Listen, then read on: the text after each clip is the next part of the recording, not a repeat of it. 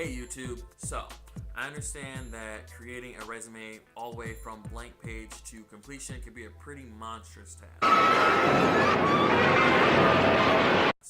I had created another video with 5 secrets on what to do for writing a resume, but then I just realized, oh wow, what if they don't know how to build a resume at all? Like, what if they just have a blank page like Cliff? That's all great advice, but I got nothing on the paper. So I'm basically going to walk you through from the top of the page all the way to the bottom on how to create a resume and what to include in it. So without further ado, let's begin. Step number 1, let's talk about the name. Say my name. Alright, so your name is what's going to be important to put at the very top of your resume. Nothing on top of your name. Your name, you're basically saying, hello, I'm so-and-so. You're introducing yourself to the recruiter. So you really need to put your name at the top, and it needs to be a pretty sizable font, at least like 32, just so that it stands out. And then underneath your name, you want to put your contact information. So your phone number and email address. You can also put your living address, because then that way they know you're within the state. And sometimes that helps out if it's a company that's more local and they don't want to pay for any relocation services, that you have an address that's close to where they have the job.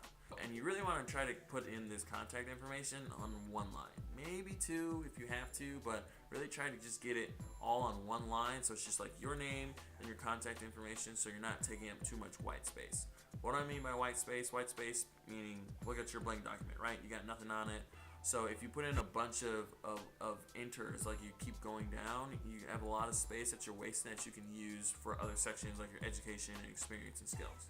Okay, number 2, let's talk about formatting. So to format your resume, there's a lot of things you need to kind of keep in mind. Firstly, remember, all right? So sit in the seat of a recruiter for a second. So let's say in your mind, as someone who's applying, you're thinking, oh, I want to differentiate myself. I'm different, yeah, I'm different. So I'm going to have a bunch of different formatting types. I'm going to use Times New Roman over here, and I'm going to use Calibri over here. I'm going to use this really cool cursive font over here for my titles. And you're thinking, hey, I'm being really creative. A world of pure imagination. And I'm going to stand out. But for a recruiter who's trying to read your resume to check and see if you're qualified for the job in like 6 to 8 seconds, they're just like, oh, this is kind of confusing. I can't read that because it's a weird font. And oh, I've spent like 10 seconds on this resume. I haven't really seen anything that makes them seem like someone who's qualified, so I'm just going to put it in the pile. Toss it in the pile. Now your resume's gone. Now you're not being considered for that job anymore. So really, when you're formatting, you want to think same font. Be boring with the font. Times New Roman. It's great. You can fit on a lot of space in terms of like, it's like a smaller than Calibri, so you can get more words on your pages, and it reads easy for recruiters. Point font, you want it to be 12-point font. Don't do 10 or 11, it'll come through too small, and again, you have a recruiter trying to read.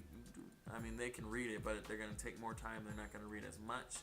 Next, let's talk about listing things in your sections. When you're listing out things, you want to list it with bullet points. So like, I worked here, and this is what I did there. Bullet point, bullet point, bullet point. And you really don't want it to be more than 1 sentence per bullet point. So you don't want to have like a paragraph that's 1 bullet point, then you have the next paragraph. Because again, recruiters are reading 6 to 8 seconds. So you want them to really see the highlights from what you did there. Obviously, when you get an interview, you can break things down in more depth, but you want it to be 1-line bullet point. That way, they're getting more information about you in that short amount of time that they're reading it. Also, kind of like what I referenced to before, you really only want your resume to be 1 page. If you have a lot of experience, like I'm talking about hella experience, like you've been working for like 15 to 20 years somewhere, obviously that would be harder to fit into 1 page. So you can have 2 pages if you have that much relevant work experience. But typically, you want to get as much as possible onto 1 page, because lower chance of that recruiter going to that second page to find out that other information about you. Other formatting tip, you want to separate your sections, and I'm going to talk about sections in a bit, but you want to have at least 3 sections: education, experience, and skills. You want there to be like a line separating each of them. So it should be like name, contact information, line, education, blah blah blah, line, experience, blah blah blah blah blah, line, skills, blah blah blah.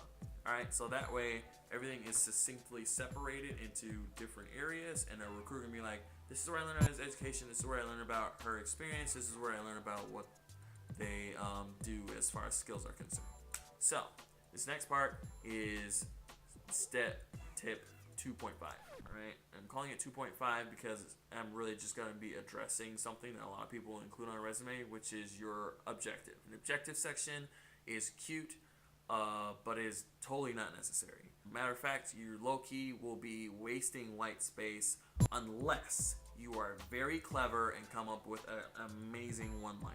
Or you do better for yourself if you kind of just give it as like a title. So if you're like graphic designer building out people's visions, or if you were like a master craftsman, like master builder kind of thing, you know, like Bob the Builder. Like if Bob the Builder made a resume and his objective statement was like, can we fix it? Yes, we can. That's some clever stuff. Like if you can come up with something like that, put it on your resume. Otherwise, if your objective statement is looking for work or looking to join a great company, things like that, that's super generic. Obviously, we know you're looking for work because you applied. We think our company's great, so obviously you telling us that our company is great and that one line is you're wasting space. And I just spent 2 seconds reading your objective statement when I could have been reading your experience. So don't include it unless you can do some like Bob the Builder type stuff. All right. Number 3, I have, like I mentioned before, minimum of 3 sections. All right. So education, experience, skills. I'll show you, I guess, some images on what I mean by separation. So here's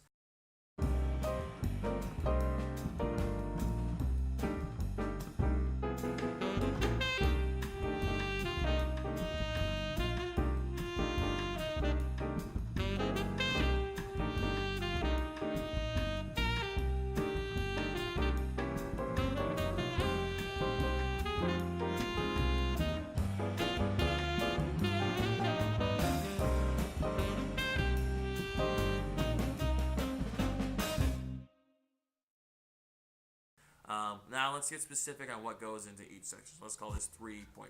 Inside of your education section, you really want to include the name of the school you went to, the name of your degree, and either your completion date or your anticipated completion date. So, for example, let's say I'm in college and I finished my associates and I'm working towards a bachelor's. Tumble out of bed and I stumble to the kitchen, pour myself a cup of ambition. So I'll say, at the top, I'm going to list the school that I'm currently attending, right? So I would put X name of school, then I would put the name of the degree I'm working on, then all the way to the right, put anticipated completion date, then the year that I'm anticipating my completion date. And you're done. You don't really need a lot in your education section. It's just verifying that you're educated enough for the role. If you want to, you can include like your GPA, but it's not totally necessary. Okay, so the next section, let's say is your experience section. Call it work experience, call it experience, whatever. I say just do experience, so that way in case, like let's say you job shadowed somewhere, and that technically wasn't your job, but it's relevant to what you're applying to, so you can include that in there as well. Alright, so in your experience section, you want to include the name of the company that you worked for. Then underneath that, you want to include your title. Then towards the right of that, all the way at the end, you want to put how long you worked there. So, for example, I'm a recruiter, so I would put the name of my company. Then I would put recruiter. Then towards the end, I would put January 2018 to the present, if I'm still working there. If I'm no longer working there, then I would put August 2015 until August 2017, right? So those are the years that you were with that company. Then you click enter, go to the next side, and that's where you start putting your bullet points. And you want to put your bullet points in star format, which is situation, task, action, results. All right. So this is what I did.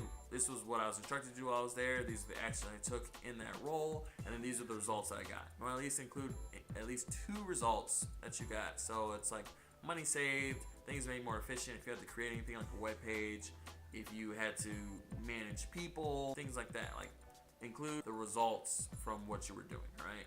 I think last section, skills section, really want to include 5 to 8 skills because you want them to be really relevant. So skills can be like Microsoft Office experience, if you use any type of special system. So like as a recruiter, I use an applicant tracking system called Workday.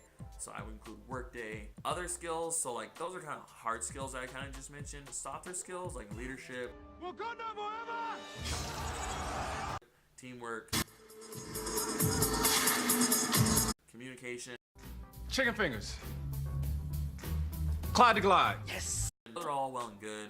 You don't want to list those first because everyone says that they have good communication skills or leadership, etc. So you really want to mention those hard skills that will directly be related to the job that you're applying to, and then you can mention a few soft skills that would kind of add on some cool padding to who you are as an overall individual. So this next part, section 4, part 4, we're talking about section order. So you really want to be thinking, what type of professional am I? So if I just started working, I'm going to do education, then work experience and skills. If I've been working for a while, I'm going to put my experience, then I'm going to put any special projects or skills, then I'm going to put my education. Now, if I work in a specialized field, so like let's say you're used to using a type of system, so if like you're in healthcare, you're used to using Epic, or if you're an engineer, you use a CAD computer, or you know special coding or things like that, you want to put your skills first and only list those hard skills. So specify the name of like the coding language or the type of system you use. Even if you're like working as like an HR assistant or like you want to be a secretary, you want to talk about I've used Microsoft Office and Outlook and things like that. You can kind of put those at the top and then put your work experience and then put your education. And then lastly, after you've proofread, please proofread your resume. After you've proofread everything, make sure there's no typos or misspelling errors. You've erased all the lines of the tables that you've put in there so that it's just showing the information that you have. You want to save it as a PDF. The reason why I'm saying you want to save it as a PDF is because you don't want your resume alignment to change based on you sending in an email or to a new system or things like that. You really want everything to stay exactly the way that you see it on your screen right now. So just go click Save As under File, then go to under Save As, you choose your name, and then underneath the file setting, change it from Word doc to PDF. Awesome. So that's my advice for how to build a resume from scratch. So hopefully you found this video helpful. Like, share, and subscribe. And if you have any more questions or concerns, put them in the comments below. Hopefully this was helpful for declassifying your career.